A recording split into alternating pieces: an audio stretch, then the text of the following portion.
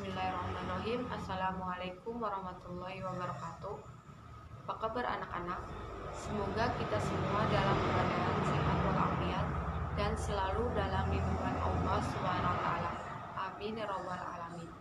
Pada kesempatan kali ini, saya Nadia Natasha Fitriana akan menyampaikan pembelajaran online mata pelajaran sosiologi, yaitu tentang kelompok sosial.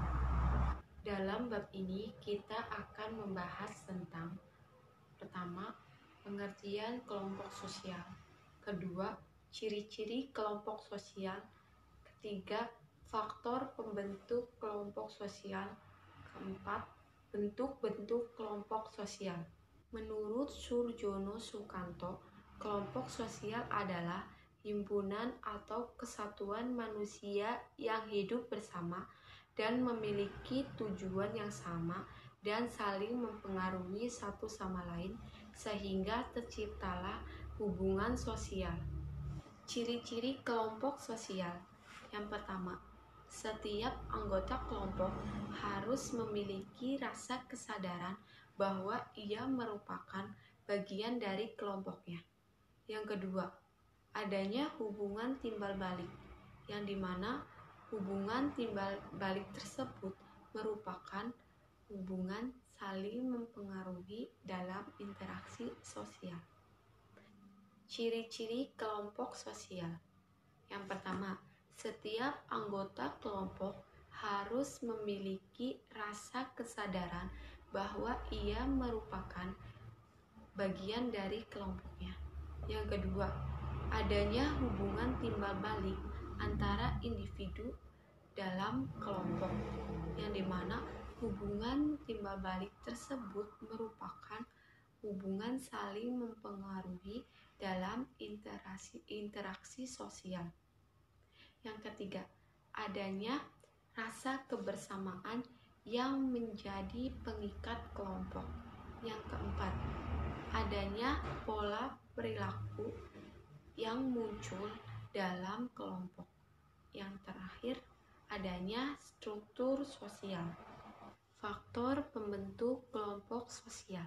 Pertama, keyakinan akan perlunya bersatu. Yang kedua, kesadaran bahwa dirinya merupakan bagian dari kelompok. Yang ketiga, harapan bersama yang dihayati oleh seluruh anggota kelompok. Yang keempat, ideologi yang mengikat seluruh anggota. Yang kelima, visi yang menjadi panduan hidup bersama. Bentuk-bentuk kelompok sosial. Yang pertama, kelompok primer.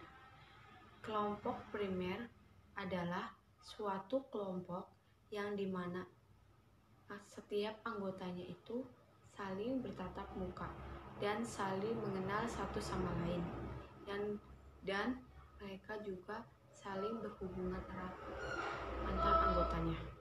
Untuk bentuk kelompok sosial. Yang pertama, kelompok primer. Kelompok primer adalah suatu kelompok yang dimana setiap anggotanya itu saling bertatap muka dan saling mengenal satu sama lain, dan mereka itu memiliki hubungan yang erat antara yang lainnya. Contohnya itu keluarga atau kerabat dekat. Yang kedua, kelompok sekunder.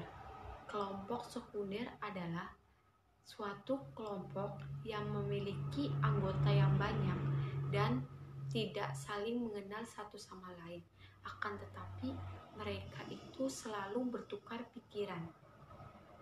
Yang ketiga, kelompok formal. Kelompok formal adalah suatu kelompok yang memiliki peraturan-peraturan yang tegas yang sengaja diciptakan untuk mengatur setiap anggotanya. Contohnya itu organisasi kemahasiswaan. Yang keempat itu kelompok informal, yang dimana kelompok informal itu adalah kelompok yang tidak memiliki peraturan atau struktur yang tertulis dan legal, akan tetapi tetapi mereka itu terbentuk atas kesepakatan sosial saja. Baik, tadi Ibu sudah menjelaskan tentang pengertian kelompok sosial, ciri-ciri kelompok sosial, faktor pembentuk kelompok sosial, dan bentuk-bentuk kelompok sosial. Di dalam kelompok sosial, pasti adanya sebuah interaksi. Baik, mengenai interaksi, Ibu akan mengaitkan dengan modal sosial. Modal sosial itu sangatlah penting di dalam kelompok sosial, yang dimana di dalam kelompok sosial itu terdapat adanya sebuah interaksi antara satu dengan yang lainnya, yang dimana ketika kita berinteraksi dengan satu sama lain, kita juga akan mengembangkan interaksi tersebut menjadi lebih baik dan akan mendapatkan jejaring sosial atau relasi sosial. Dimana ketika kita mengikuti sebuah organisasi, kita pun akan mendapatkan relasi atau jejaring sosial dengan organisasi lainnya. Ketika kita mengikuti sebuah organisasi, kita juga harus memiliki rasa kepercayaan, yang dimana rasa kepercayaan itu sangatlah penting di dalam sebuah kelompok sosial dan dalam modal sosial tersebut. Ketika di dalam kelompok sosial itu tidak adanya saling kepercayaan, maka suatu organisasi tersebut tidak akan berjalan dengan baik.